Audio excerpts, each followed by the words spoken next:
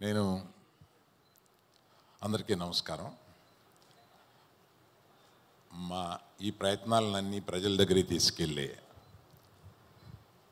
ఈ ప్రెస్ వారికి అందరికీ, ఇక్కడ కూర్చున్న పెద్దలందరికీ, కీరవాణి గారికి అందరికీ నా నమస్కారం. నువ్వెప్పుడు వచ్చావా?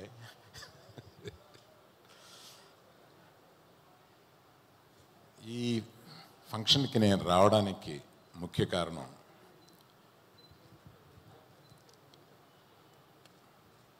మా సోదరుడి కొడుకు, అంటే ఒక పెదనాన్న లేగా అనమాట. నేను వీళ్ళకి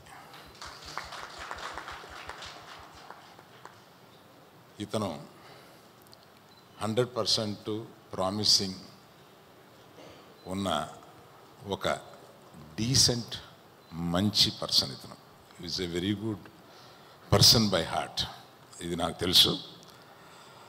ఇటువంటి టాలెంటెడ్ యంగ్స్టర్ అందులో ఈ బ్యానర్లో ఉండి పైకి రావడం అనేది తథ్యం.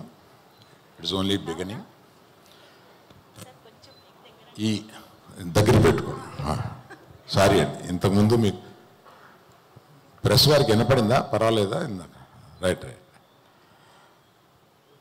మొట్టమొదటిసారిగా డైరెక్ట్ చేసిన అతన్ని ఇందాక కలిశాను.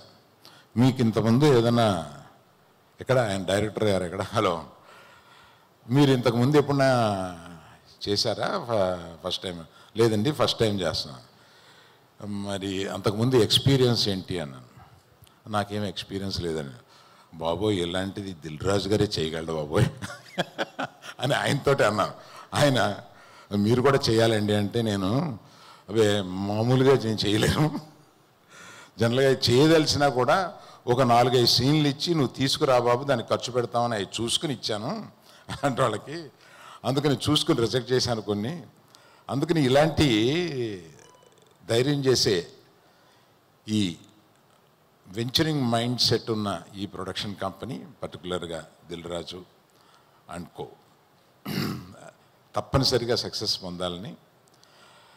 ఈ ఫస్ట్ టైం డైరెక్ట్ చేసే ఇతను అరుణ్ భీమవరపు, ఆయన మీకు ఫస్ట్ టైం చేస్తూ ఇటువంటి కీరవాణి గారి మ్యూజిక్, కెమెరామెన్ గారు ఆయన is a very very PC Sriram, అతను మీకు లభించటం, ఇటువంటివన్నీ చాలా అదృష్టం అన్నమాట మీకు.